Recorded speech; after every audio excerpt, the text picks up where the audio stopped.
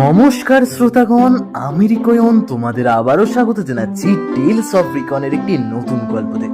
আজকে আমাদের নিবেদন শিবরাম চক্রবর্তীর লেখা মজার গল্প অদ্বিতীয় পুরস্কার। গল্পটি যদি তোমাদের ভালো লাগে তাহলে ভিডিওতে অবশ্যই একটা লাইক করে দিও, আর চ্যানেলে নতুন এসে থাকলে সাবস্ক্রাইব করে নিতে ভুলো না বাংলা সাহিত্যের বিভিন্ন মজার মজার গল্প শোনার জন্য। এবং অবশ্যই গল্পটিকে শেয়ার করে দিও তোমার কাছের বন্ধুদের সাথে, যাতে তারাও আনন্দ উপভোগ করতে পারে। তো চলো আমাদের আজকের গল্প অদ্বিতীয় পুরস্কার শুরু করা যাক। প্রথম পুরস্কার কখনো আমি পাইনি আমার জীবনে, কোনো বিষয়ই না। দ্বিতীয় পুরস্কারটাও ফসকাতে যাচ্ছিল প্রায়। আমার বাল্যকালের সেই কাহিনীটাই বলবো আজ। আমাদের স্কুল হোস্টেলটা ছিল প্রাচীন এক রাজ অট্টালিকার ধ্বংসাবশেষ। বাড়িটার দক্ষিণ আর পশ্চিম ধারটা পড়ে গেছিল, কেবল উত্তর পূর্ব দিকের খান কয়েক ঘর খাড়া ছিল তখন।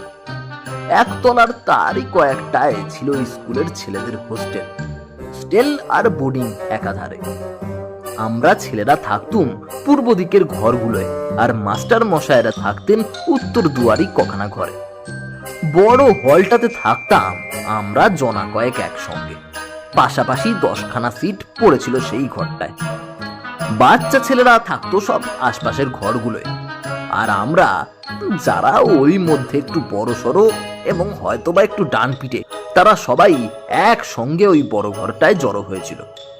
অবশ্যই আমাকে ঠিক ডান পিটে বলতে পারি না, এবং আমার বন্ধু বিষ্টু শকুলকেও বলা যায় কিনা সন্দেহ। নিজের কথা বলতে গেলে বলতে হয় যে পিঠের চেয়ে পেটের দিকটাতেই বেশি দাক্ষিণ্য ছিল আমার।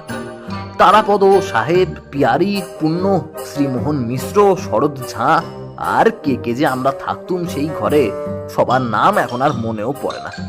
তারা কে যে কোথায় এখন কি করছে কিছুই তার জানি না। কেউ কারো খবর রাখে না, খবরও দেয় না কেউ কাউকে। সত্যি প্রথম বয়সের বন্ধুরা সব কোথায় কি করে যে হারিয়ে যায়। জীবন পথে চলতে গিয়ে কে যে চলে যায় কোন দিকে তার কোনো পাত্তা পাওয়া যায় না। তবে শেষ বয়সের বন্ধুরাও যে হারিয়ে যায় না তা নয়, তবে তারা মারা গিয়েই হারায়, আর ছোটবেলার বন্ধুরা বেঁচে থাকতেই কোথায় যেন হারিয়ে থাকে। হাবুই ছিল আমাদের ভেতর সর্দার। খেলাধুলায়, দুঃসাহসিকতায় সব বিষয়েই চৌখস্যে। সবাই আমরা তাকে হাবুদা বলে ডাকতাম। রোজ ভোরে উঠে হাবুদার নেতৃত্বে প্রথম কাজ ছিল আমাদের মর্নিং ওয়াকে বেরোনো। দাঁতন আর প্রাতঃভ্রমণ একসঙ্গে চলতো আমাদের। হোস্টেল থেকে বেরিয়ে মহানন্দা নদীর পুল পেরিয়ে সিঙ্গিয়ায় আমবাগান ভেদ করে আধ মাইল দূরে আমাদের গাঁয়ের স্কুল বরাবরও চলে যেতাম কোনো দিন। আবার কোনোদিন বা আমরা নদীর ধার দিয়ে পাহাড়পুর সীমান্ত ধরে শ্মশান ঘাটে গিয়ে পৌঁছতাম। যেদিন যেদিকে পা টানত, পায়ের টানে সেদিন আমরা শ্মশানে গিয়ে পৌঁছেছি। ওমা, এ কি দেখি যে আস্ত একটা মরা না পুড়িয়ে কারা ফেলে রেখে চলে গেছে নদীর চড়ায়। গরিব মানুষেরা মাঝে মাঝে এরকমটা করে থাকে বটে। পোড়াবার কাঠখড়ের পয়সা জোটাতে না পেরে এমনি ফেলে চলে যায়। বেওয়ারিশ লাশেরও এই গতিই হয়ে থাকে। আপাদ মস্তক কাপড় ঢাকা মরাটার কেবল একটা হাত বেরিয়ে আছে। হাবুদা মরাটার চারপাশে ঘুরে মুখের ঢাকনা খুলে দেখে বলল, বাহ, ফার্স্ট ক্লাস মরা দেখছি, বলল সে। কেউ যদি আজ রাত্রিরে একলা এখানে এসে এই মরাটার বার করা এই ডান হাতের আঙুলে একটা লাল সুতো বেঁধে দিতে পারে, তাকে আমি রসগোল্লা খাওয়াবো। গরম গরম রসগোল্লা, এই বাজি রাখলাম।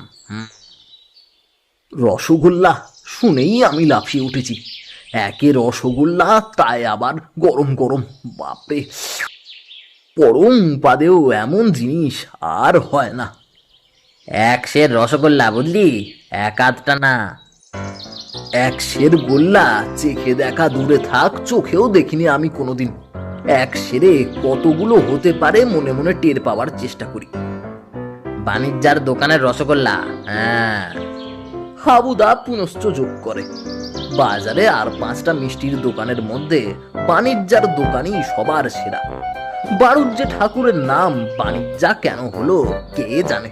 সদূর বাঁকুড়া থেকে আমাদের পাড়ায় মিষ্টদ্রব্যের বাণিজ্য করতে এসেছিল বলেই হয়তো হয়ে থাকবে। আমি বললাম, আমি আসবো, ঠিক ঠিক বাজি তো? আলবাত, এই পইতে ছুঁয়ে বলছি, এই দেখ। হাবুদা বলে। বাজি নয়, তুই ডিগবাজি খাবি, রসগোল্লা আর খেতে হবে না তোকে, বলল শ্রীমোহন। আমি খেতে হবে নিজ্ঞাত। শিবরামের যা ভূতের ভয়। শরৎ ঝা জানালো, কথাটা কিছু মিছে নয়, কিন্তু ভূতের ভয় থাকলেও রসগোল্লার লোভও কিছু কম ছিল না আমার। রসগোল্লারাই ভয়টাকে জয় করে নিল। তাছাড়া ভেবে দেখলাম আমার নামটাও নেহাত ফেলনা না তো। নামের শিব অংশ ভূতেদের বাড়ালেও দ্বিতীয়াংশটা ভূতেদের তাড়ায়। আর শিবের ওপরে ঠিক না হলেও শিবের পরেই রাম রয়েছে, তার সামনে কি ভূত দাঁড়াতে পারে? আর রাম রাম করতে করতে চলে আসবো সটান। আর মরার হাতে একটা লাল সুতো বেঁধেই না পিটান, কতক্ষণ লাগে আর বাঁধতে। আসবো, কিন্তু এই অন্ধকার রাত্রির আমাকে টর্চ দিতে হবে কিন্তু একটা। এই, তোদের কারো কাছে টর্চ আছে নাকি রে? টর্চ কোথায় পাবো? টর্চ নেই। কোথায় আছে টর্চ? টর্চ নেই। আমাদের কাছে টর্চ কোথায় পাবো? এই, আমি একটা টর্চ দিতে পারি, তারাপদ জানায়। তুই সেটা নিতে পারিস। কিন্তু সেটা জ্বলে না মোটেই, ব্যাটারি নেই কিনা। তাহলেও সঙ্গে রাখিস, দরকার হলে তাই দিয়ে ঠ্যাঙাতে পারবি ভূতেদের। না, ভূতকে আমি টর্চার করতে চাই নে, চাঁদের আলোয় চলে আসবো ঠিক আমি। আর চাঁদ উঠবে সেই ভোর রাতের দিকে, বুঝলে? হাবুদা ব্যক্ত করে। আমার যা ঘুম, তবে কেউ যদি সেই সময় তুলে দেয় আমায়, চলে আসবো ঠিক। বলে দিই আমি। আমার টাইম পিসটায় রাত 3টের অ্যালার্ম দিয়ে রেখে দেবো তোমার বিছানায়, ঠিক তোমার কানের গোড়াতেই। তাহলে তো হবে তোমার। আর একটা লাল সুতো বাঁধা থাকবে ঘড়িটার মাথায়, সেইটা খুলে নিয়ে বেরিয়ে পড়ো তুমি।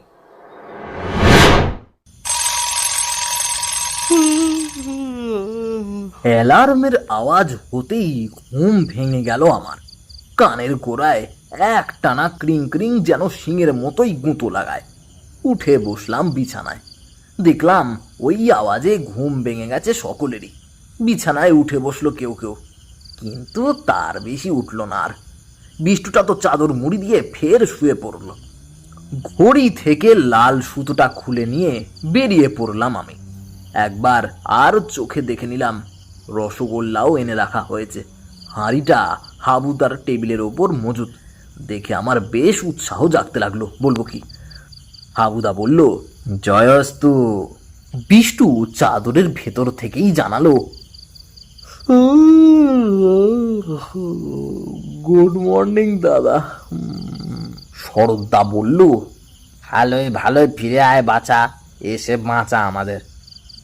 কারু কোনো কথায় ভ্রুক্ষেপ না করে ফিরে চাঁদের আলোয় আমি বেরিয়ে পড়লাম শ্মশানের দিকে। 2 পা গিয়েছি, 3 পা পিছিয়েছি। 8 ঘন্টা ধরে এমনি আগু পিছু করে আস্তে আস্তে পৌঁছলাম গিয়ে অকুস্থলে। দেখলাম চাদর মুড়ি মরাটার একটা হাত বার করা, তখনও সেইভাবে শায়িত।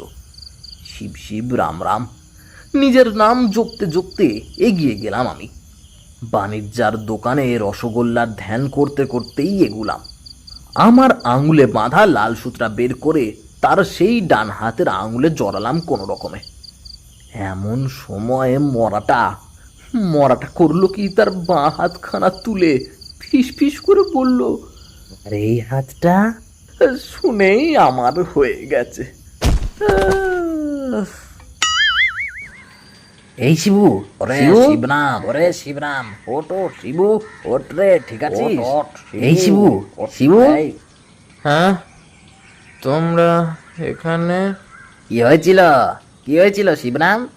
যখন হুঁশ হলো দেখি হাবুদারা সবাই ঘিরে রয়েছে আমাকে, আর ভোর হয়ে এসেছে তখন। এই কি হয়েছিল, হয়েছিল রে, কি হয়েছিল? যা হয়েছিল বললাম আনুপূর্বিক। কিন্তু মরাটা গেল কোথায় রে? জিজ্ঞেস করলো হাবুদা। তখন আমি তাকিয়ে দেখলাম যেখানে সেটার পড়ে থাকার কথা সেখানটা বিলকুল ফাঁকা। আমি কি জানি তার, আমি তার হাতে সুতোটা বেঁধে দিয়েছি ঠিকই, তোমরা দেখে নিও। দেখবো কি, কাকে দেখবো? মরাই নেই তো দেখবোটা কোথায়? যে মরা হাত নাড়তে পারে সে নিশ্চয়ই পা নেড়ে চলে গেছে কোথাও। ওরকম মরার অসাধ্য কিচ্ছু নেই। আর আর আর বিষ্টু, বিষ্টু কোথায়? হ্যাঁ, সে এলো না যে তোমাদের সঙ্গে? ঘুম ফেলে আসবে সে যা ঘুম কাতুরে, তোমার দাদা একটি। হ্যাঁ, আর সেই নাকি আমার প্রাণের বন্ধু। বলে আমি দীর্ঘ নিঃশ্বাস ফেললাম। আমি এদিকে মরার সঙ্গে সহমরণে যেতে বসেছি, আর সে ওধারে শুয়ে শুয়ে কিনা নাক ডাকাচ্ছে। এই কি বন্ধু? একেই কি বন্ধু বলে? যাক, তবু ভালো যে তোমরা সবাই এসেছিলে, নইলে বেহুশ হয়ে এখানে পড়ে থেকে হয়তো এতক্ষণে আমিই অক্কা পেতাম। তা তোমরা এখানে এলে যে বড়? শুধালাম হাবুদাকেই। আরে ওই শরৎ যা করতে লাগলো, না সে উপায় কি বল? বললো যে শিবরামটা যা ভীতু, এতক্ষণে হয়তো ভিড়মি খেয়েছে, আর ওকে আধ মরা দেখে শিয়াল কুকুরে টেনে নিয়ে গেছে মরাটার সঙ্গে। সে মিনিট 15 ধরে ওরকম গজর গজর শুনে আর তিষ্ঠ হতে পারা গেল না, তাই বাধ্য হই শান্তিতে সকালবেলাটাই যে একটু ঘুমাবো তার জো নেই। তারাপদ গঞ্জনা দেয়। তা শরৎদা বলেছিল ঠিকই, ভিড়মি তো খেয়েইছিলাম। মরাটা যেমন করে হাত বাড়ালো, বাবা! মরা হাত বাড়ালে তখনই আমি তার সঙ্গে হ্যান্ডশেক করতাম, জানায় হাবুদা। তা বলতে পারে বটে, সে ভয় ডর তার নেই মোটেই। কথায় কথায় আমরা হোস্টেলে ফিরে এলাম। সকাল হয়ে গিয়েছিল তখন। এ কি, আমার সাইকেলটা এখানে বারান্দায় পড়ে কেন রে? হ্যাঁ, অবাক হয়ে শুধোয় হাবুদা। সাইকেলটা তো আমার মাথার কাছে রাখা থাকে, টেবিলের পাশটাতে, এখানে আনলো কে? ভূতে, ভূত ছাড়া আবার কে? তখনও অবধি সেই মরার ভূতটা আমার মাথায় ঘুরছিল। আর ভূত বলতে না বলতেই ভূত। অদ্ভুত কাণ্ড। হলে ঢুকেই চমকে গেছি আমি। আমার বিছানায় আমার গায়ের চাদরটা মুড়ি দিয়ে সেই ভূতটা শুয়ে। ওই দেখো, ওই দেখো সেই মরাটা শ্মশান থেকে পালিয়ে এসে আমার বিছানায় শুয়ে আছে মজা করে। ওই দেখো না, ওই দেখো তার আঙুলে জড়ানো আমার সেই লাল সুতোটা। ওই তো শুয়ে আছে। আপাদ মস্তক মুড়ি দেয়া মরাটার একখানা হাত বের করা, আর তাতে সেই লাল সুতোটা লাগানো। ছেলেরা সব হই হই করে ওঠে। এ মরা, শ্মশানের মলা পালিয়ে এসেছে, এই পালাও পালাও, এই এ বাবা, ওই দেখো ওরে পালা রে পালা।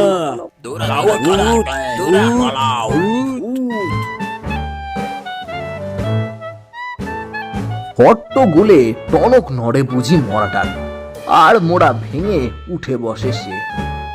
আর কে? আমাদের শ্রীমান বিষ্ণু প্রসাদ শুকুল।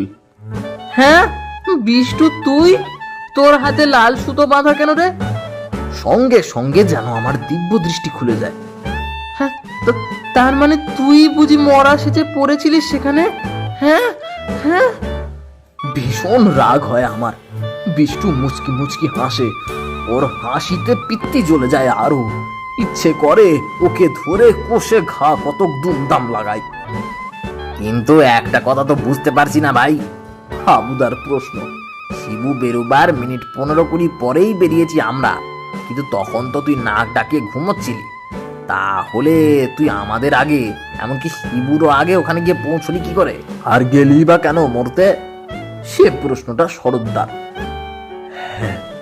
শিবরামের বাহাদুরিটা দেখবার জন্যেই, আর কিছুটা ওকে জব্দ করার মতলবেও। তোমরা সবাই চলে যাওয়ার পরেই নাক ডাকানো থামিয়ে বেরিয়ে পড়েছি আমি। হাবুদার সাইকেলে চেপে পাকা সড়ক ধরে গিয়েছিলাম বলেই ঢের আগে পৌঁছেছি তোমাদের, বুঝলে? তারপর? তারপর কি করলি? তারপর কি করলি? ব্যাঘ্র প্রশ্ন সবার। গিয়ে দেখি মরাটার চিহ্ন নেই। না, কেবল চিহ্ন মাত্রই পড়ে আছে, ওই হাড়গোড়গুলোই খালি। শেয়াল কুকুরে খেয়ে শেষ করেছে সব। হাত ফাত কিচ্ছু নেই গো। না থাকবে, কিন্তু এটা কি তোমার বন্ধুর মতন কাজ হয়েছে? আমি আর থাকতে পারি না, গর্জে উঠি। নিশ্চয়। অম্লান মুখে বিষ্টু বাতলায়। আমি দেখলাম হাত না থাকলে শিবরামটা সুতো বাঁধবে কোথায়, আর ওর অত স্বাদের রসগোল্লাগুলো বেহাত হয়ে যাবে শেষটায়।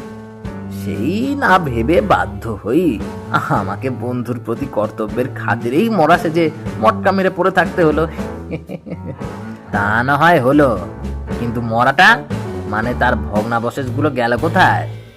হাবুদা জিজ্ঞেস করে। আমি ওটাকে ওর কাপড়ে বেঁধে পুটুলি বানিয়ে মহানন্দার জলে ভাসিয়ে দিয়েছি। বিষ্টুর মুখে রসগোল্লার উল্লেখে কথাটা আমার মনে পড়ে যায়। হ্যাঁ হাবুদা, তাহলে এবার রসগোল্লার হাঁড়িটা পারি। কথা আর হাঁড়ি একসঙ্গে পাড়া আমার। স্থির ভব বৎস, স্থির ভব। হাবুদা বলে ওঠে, রসগোল্লাটা বোধহয় তোমার ঠিক প্রাপ্য নয়। তুমি মরার হাতে সুতো বাঁধলেও বেশি সাহস দেখিয়েছে বিষ্টু। গোটা মরাটাকেই হাতিয়ে, মানে তোমার ঢের আগেই গিয়ে তার উপরে মরা সেজে ওই শ্মশানে অমন ভাবে পড়ে থাকাটাও ওর কম সাহসের পরাকাষ্ঠা নয়। অতএব আমার বিশেষ বিবেচনায় পুরস্কারটা ওরই পাওনা। কথাটা শুনে আমার মুখখানাই যেন হাঁড়ি হয়ে উঠল তখন। আর আমি যে এত কষ্ট করে সুতো বাঁধলাম, তোমার কথা কি ছিল? হ্যাঁ, তুমি পাবে দ্বিতীয় পুরস্কার, ওই গোটা কয়েক রসগোল্লা। মোটে 2টো রসগোল্লা? না, দ্বিতীয় পুরস্কার আমি চাই না, নেব না, কিছুতেই না। মরার হাতে সুতো বাঁধবার কথা ছিল, মরা সেজে পড়ে থাকবার কথা তো ছিল না মোটেই। আচ্ছা, তাহলে এটা হোক অদ্বিতীয় পুরস্কার। হাবুদা ঘোষণা করে। অদ্বিতীয় বলতে গেলে তো সেই একরকম প্রথমই, মানে যে দ্বিতীয় নয়। বিষ্টু ততক্ষণে হাঁড়িটা হাত বাড়িয়ে নিয়ে খেতে শুরু করে দিয়েছে। চিবুতে চিবুতে বলে, মানে মানে যে দ্বিতীয় না, মানে তৃতীয় হতে পারে, বুঝলি? আর রসগোল্লা? অর্ধেক। বিষ্টু 2, 3, 4টে রসগোল্লা পুড়ছিল মুখে। দাও, এবার আমার পালা, আমার অর্ধেক ভাগ। হাত বাড়িয়ে আমি খালি হাঁড়িটাই হাতে পেলাম। হাঁড়ি খালি। বিষ্টু এর মধ্যেই সাবার করে দিয়েছে সব। রসগোল্লা খতম, শুধু তার রসটাই পড়ে রয়েছে তলায়। এ কি, রসগোল্লা কই? হাঁড়ি তো ফাঁক। আমি জানালাম, রসটাও কিছু ফেলনা নয় বৎস, তুই যদি না খাস তো দে আমায়। শরৎদা বলে। শুনে আমি আর দেরি করি না, তলানি রসটাই গলায় ঢেলে দিই তৎক্ষণাৎ। আহ